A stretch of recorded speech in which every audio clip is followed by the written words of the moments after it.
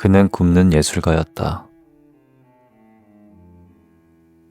사람들은 그를 단식 강대라고 불렀고, 그는 그 호칭을 조용히 받아들였다. 굽는다는 것은 고통이 아니라 선택이었고, 그 선택은 누구보다 철저했다. 무대는 단촐했다. 철장 하나, 집자리 하나, 그리고 한 사람. 그 안에서 그는 천천히, 그러나 단호하게 자신을 말려갔다. 햇빛은 들지 않았고, 공기는 언제나 축축했다. 하지만 그에게 필요한 건 단 한 가지. 아무것도 먹지 않는 일뿐이었다. 그의 공연은 이상한 인기 속에 시작되었다. 사람들은 호기심으로 몰려와 철창 너머 그의 뼈마른 얼굴을 보았다. 그는 앉아 있었고, 눈은 잠들지 않은 채 반쯤 감겨 있었다. 그의 시선은 비어 있었지만 그 안에는 어떤 절박함이 숨쉬고 있었다.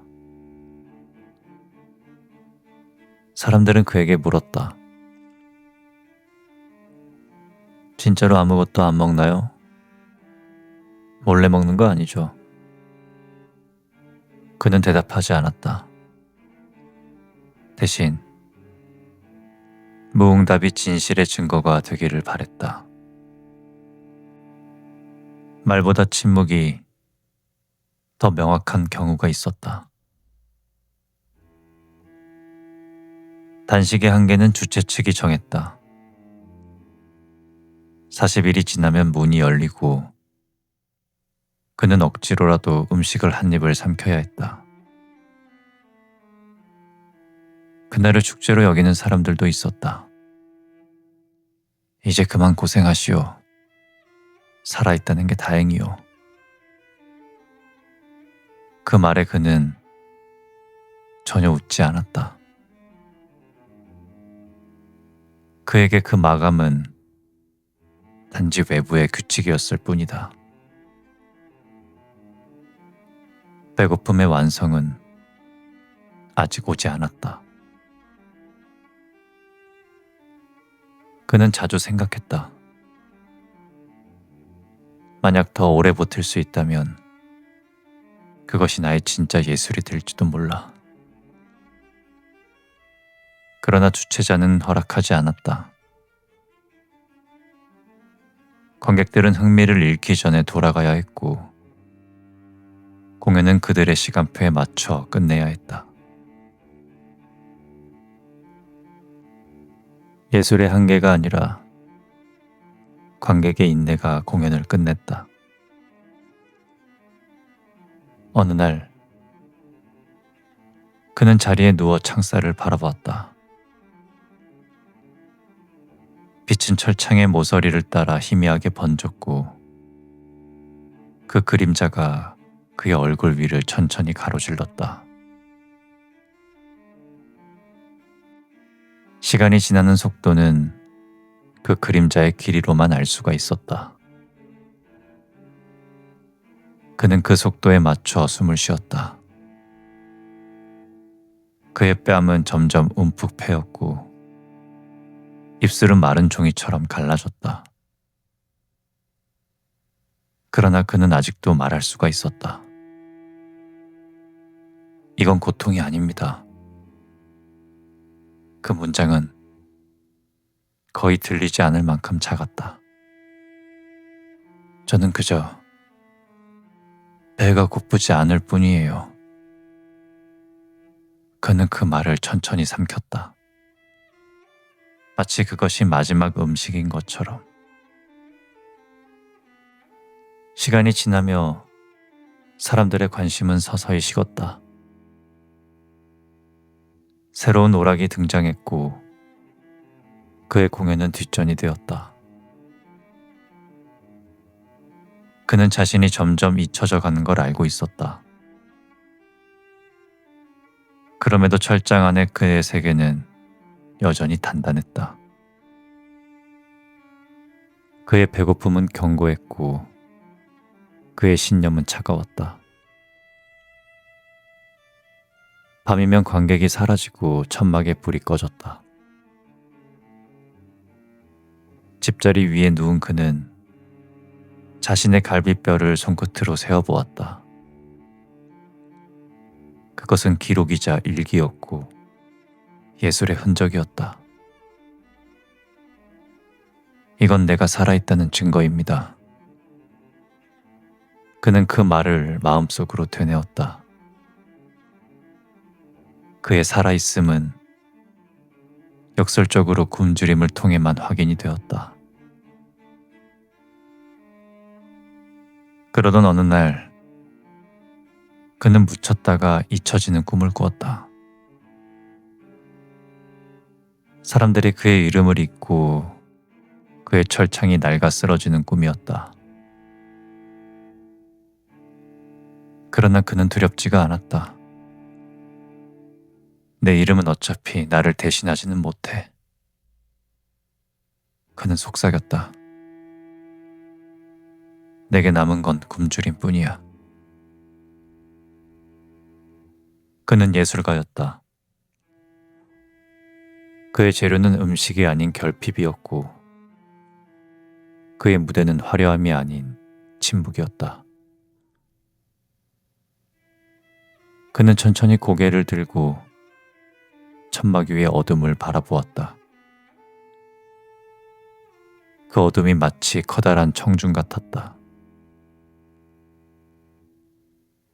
아무도 말하지 않았지만 그는 그 침묵이 자신을 이해한다고 믿었다. 단식 39일째. 그의 몸은 거의 움직이지 않았다. 눈은 빛을 인식했지만 빛의 의미를 잃은 지 오래였다. 주최자는 내일이 마지막 날임을 알렸다. 이제 끝내야 합니다. 그는 대답하지 않았다. 끝이라는 말이 오히려 그의 의지를 자극했다.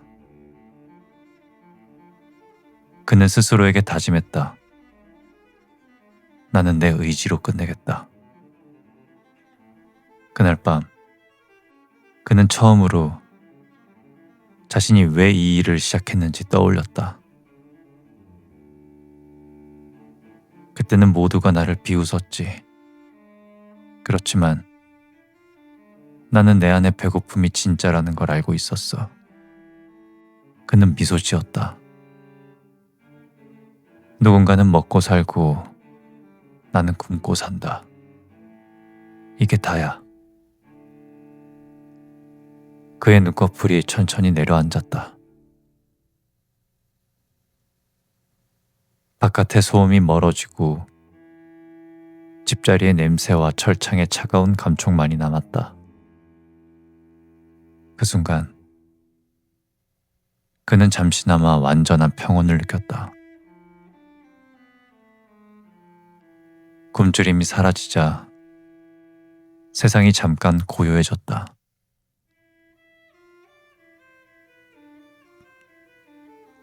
그는 이 고요가 오래가지 않을 거라는 걸 알고 있었다. 내일이 돼 문이 열리면 사람들은 그를 억지로 일으켜 세울 것이고 손가락이 그의 입으로 들어올 것이다. 그는 다시 살아야만 할 것이다.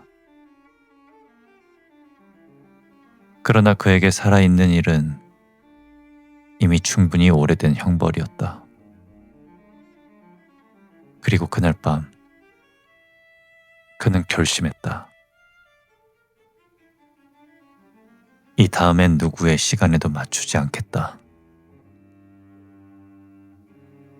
그의 숨결이 천천히 고요로 가라앉았다. 그리고 단식의 예술은 그 순간부터 진짜로 시작되고 있었다.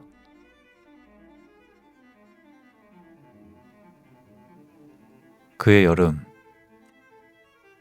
그는 다시 길 위에 서 있었다. 흥행사는 그를 더 이상 필요로 하지 않았고 도시는 그를 기억하지 않았다. 그는 서커스단의 한 구석으로 들어갔다. 천막의 한쪽, 조명도 닿지 않는 곳에 낡은 철장 하나가 세워졌다. 그 안에는 언제나처럼 집자리와 얇은 담요, 그리고 한 사람의 그림자만 있었다. 그는 또다시 굶기 시작했다. 이번엔 계약도 날짜도 없었다. 관객은 흥미를 잃었고 그의 공연은 더 이상 공연이라 불리지가 않았다. 사람들은 지나가며 잠깐 멈춰 섰다. 아직도 저러고 있네. 누가 시킨 것도 아닐 텐데 말이야. 그 말들은 모두 공기 속으로 스며들었고 그는 그 말들의 무게를 느끼지 않았다. 어쩌면 이제 그조차도 사라진 것일지도 몰랐다.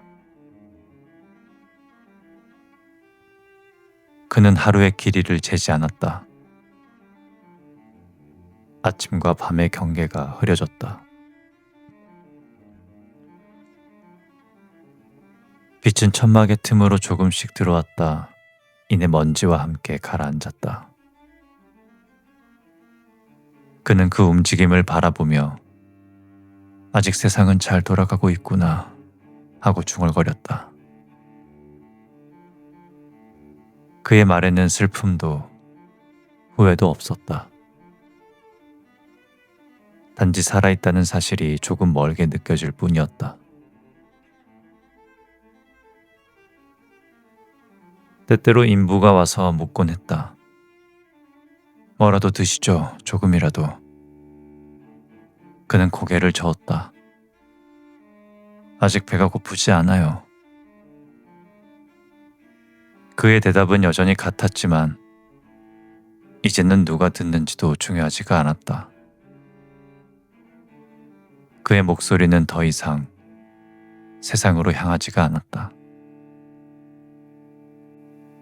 서커스의 관리인은 그를 기록하지 않았다.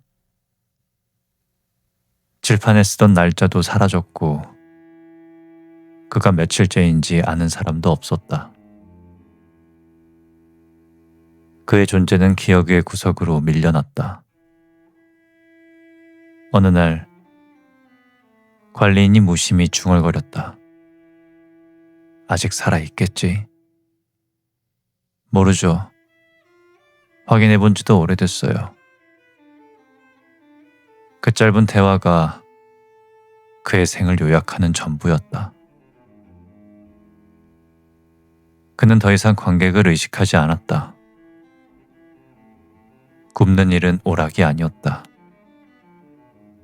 그건 이제 존재의 습관이 되어 있었다. 그는 배고픔 속에서 생각했다. 나는 왜 먹지 않았을까? 그리고 스스로 답했다.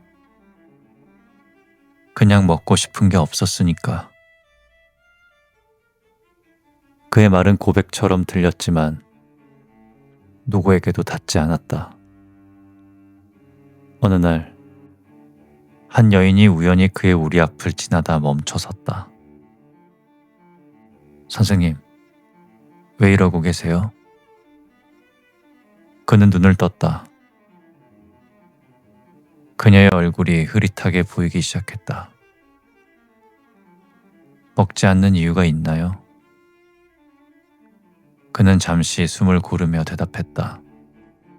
있습니다. 그게 뭔가요? 그냥 마음에 드는 음식이 없어서요. 그녀는 아무 말도 하지 못했다. 그의 말은 너무 단순해서 오히려 설명 같지 않았다. 하지만 그 단순함이 모든 걸 말했다. 그는 그 한마디를 남기고 다시 눈을 감았다. 그날 밤 그는 처음으로 자신의 굶주림이 끝나가고 있다는 사실을 느꼈다. 몸이 점점 가벼워졌다. 숨이 얕아졌지만 불편하지 않았다. 그는 마지막으로 속삭였다. 이제 정말로 배가 고프지 않아요. 그의 눈꺼풀이 천천히 내려앉았다. 천막 밖에서는 북이 울리고 사람들이 환호했다. 그러나 그 소리는 그의 세계로는 닿지가 않았다. 다음 날 아침, 관리인이 천막을 돌다 그의 우리 앞에서 걸음을 멈췄다. 이 사람은 왜 이렇게 조용하지? 그는 문을 열고 안을 들여다보았다. 집자리 위에는 말라붙은 손, 그리고 아주 얇은 숨결 하나가 남아 있었다. 관리는 단장을 불렀다. 이제 끝인가 봅니다. 단장은 잠시 그를 바라보며 말했다. 그럼 정리하세요. 그 말 한마디로 한 사람의 인생은 철창과 함께 지워졌다. 그의 몸은 톱밥 밑으로 옮겨졌고 그 위에 흙과 짚이 덮였다. 누군가가 그 위에 작은 나무판을 하나 꽂았다. 단식광대, 이름 미상. 그가 남긴 것은 그뿐이었다. 그의 예술은 그렇게 마무리되었고 며칠 뒤 그 자리에는 새로운 동물이 하나 들어왔다. 검은 반점이 선명한 표범이었다.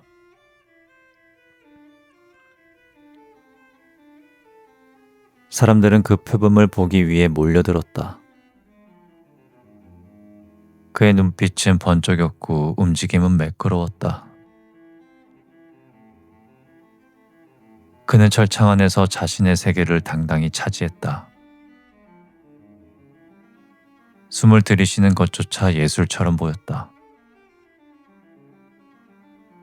관리인은 새 표지판을 걸었다. 표범, 맹수쇼. 사람들은 열광했다. 살아있네. 저 눈빛 봐. 이전엔 뭐가 있었지?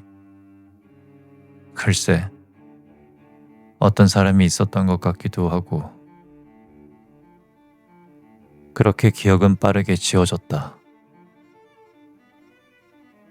표범 앞에는 고기가 놓였다. 피가 아직 따뜻했다. 표범은 주저하지 않고 물고 찢고 삼켰다. 그의 동작에는 망설임이 없었고 그의 배부름은 자연스럽고 정확했다.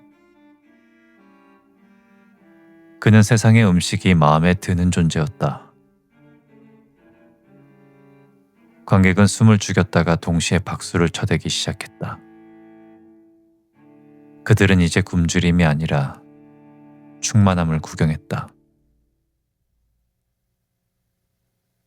세상은 다시 활기를 되찾았고 공연은 이어졌다. 음식은 남아 있었고 배고픔은 사라졌다. 밤이 되면 천막은 조용해졌다. 톱밥 냄새와 고기의 향이 뒤섞였고 표범은 고요히 눈을 감았다. 그의 숨결은 너무나 규칙적이었다. 그의 세상에는 헉이나 공허가 전혀 없었다. 그의 존재는 완전했고 그 완전함이 철창의 의미를 지워버렸다. 그러나 천막의 어둠 한 구석, 톱밥 아래에는 아직 희미한 흔적이 남아 있었다. 집 냄새, 뼈의 자국, 그리고 아주 작은 문장 하나. 마음에 드는 음식이 없었습니다. 그 문장은 들리지 않았지만 공기의 결로 남아 있었다. 표범은 잠결에 귀를 움직였다. 무슨 소리인지 알 수 없었으나 잠시 고개를 들고 철창 너머로 바라보았다. 그 시선은 아무곳도 향하지 않았고 단지 어딘가를 가만히 통과했다. 이윽고 그는 다시 눈을 감았다. 세상은 다시 평온해졌다. 사람들은 내일 또 표범을 보러 올 것이다. 누군가는 그 고요한 눈빛에 감탄하고 누군가는 아무 생각 없이 지나칠 것이다. 그러나 그 누구도 모를 것이다. 이 철창 속에 한때 굶주림으로 세상을 증명하려던 인간이 있었다는 사실을. 표범의 숨소리가 천막 안을 가득 채웠다. 그 리듬은 생의 리듬이었고 그 리듬은 관객이 원하던 것이었다. 세상은 다시 제 속도로 흘러갔다. 밤은 깊었고 그의 이름은 잊혀졌다. 그러나 그가 남긴 침묵은 아직도 적막한 공기 속 어딘가에서 아주 천천히 그리고 고요하게 숨을 쉬고 있었다.